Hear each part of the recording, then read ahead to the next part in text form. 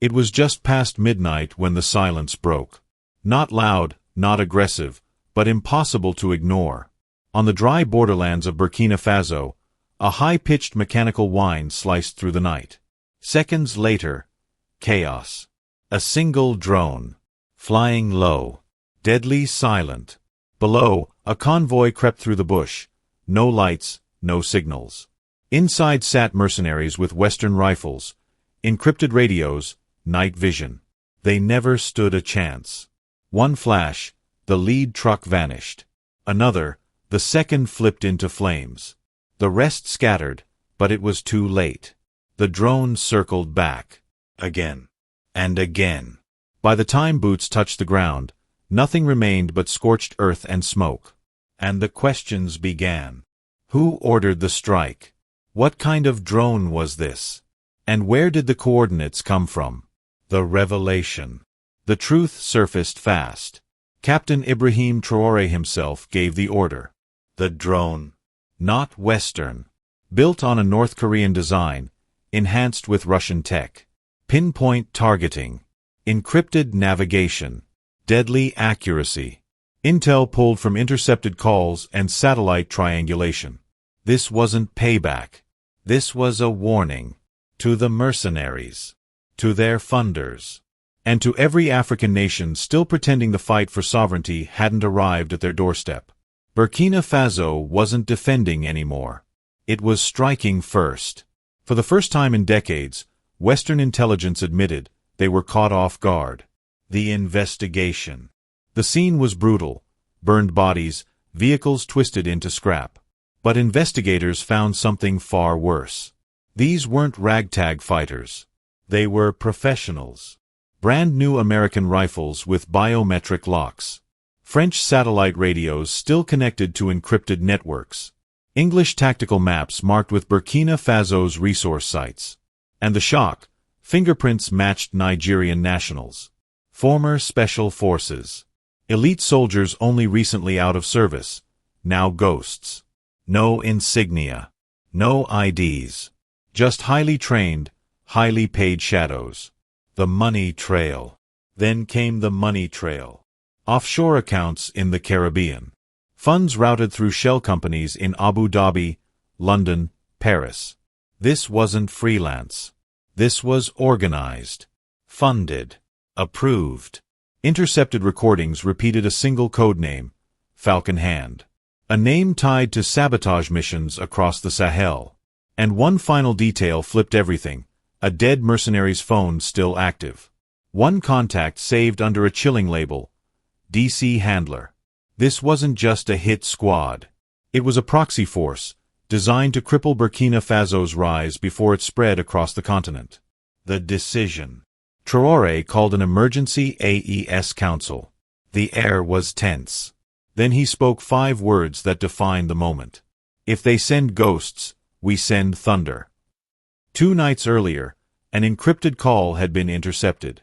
Operation Broken Spine begins in 72 hours.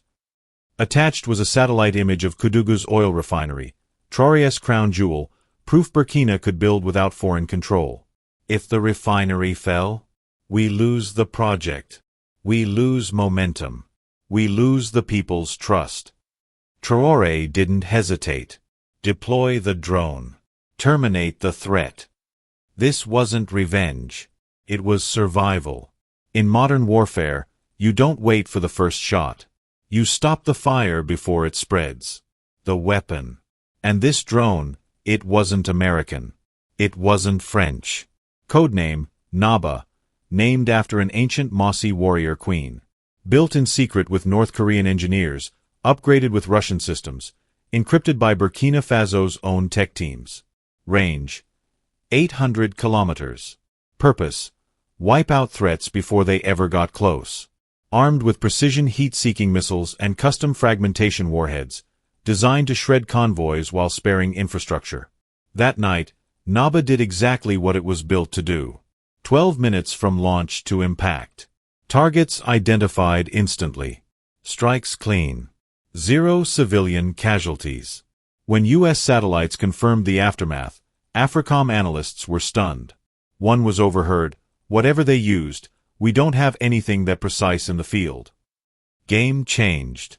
Burkina Faso, once dismissed as backward, had just executed a flawless, high-tech autonomous strike with no Western oversight, the awakening. By sunrise, the streets of Ouagadougou erupted.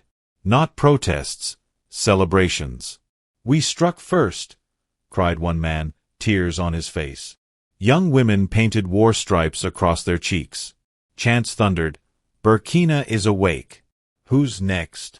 Across Africa, the images spread. Students in Ghana, Kenya, even South Africa marched with posters. Traoré did in one night what 50 years of diplomacy couldn't. For the first time in decades, headlines weren't about a Western leader. They were about a young, unapologetically African soldier, Captain Ibrahim Traoré. This wasn't just a strike. It was a generational awakening. Operation Iron Shield. The West scrambled. Statements of restraint and regional stability poured in. But Traoré didn't flinch. He convened Burkina Faso, Mali, and Niger. Together, they launched Operation Iron Shield. AES satellites now scanned high-risk zones. Real-time communication linked the capitals 24/7. Joint patrols filled the skies, drones, helicopters, jets. Message clear, attack 1, face all 3. Soon Guinea, Chad, and CAR lined up to join. Pentagon called it alarming escalation. French analysts dismissed it as a rogue coalition. But Africans called it what it was. The birth of Africa's first true military force. And then the image went viral. Traoré, Goita, Tchiani, standing side by side.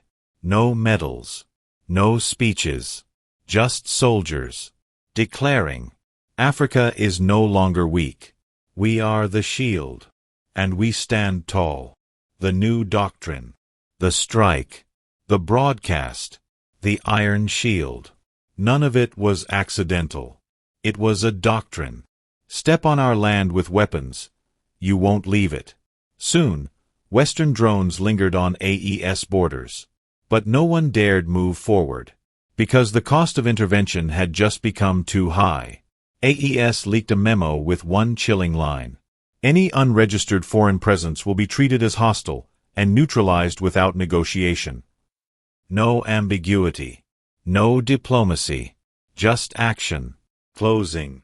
On a secured oil platform in Ouagadougou, a reporter asked Traoré, "Do you fear retaliation?"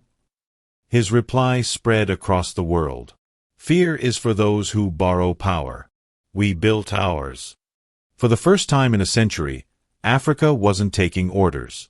It was drawing its own line in the sand. And daring the world to cross it. Didier. Let this be a call to every African who was told they were weak. To every nation that endured colonialism, interference, neglect. Africa is no longer on the defensive. It is standing tall. The world is watching. The line has been drawn. Will you cross it, or respect Africa's new power?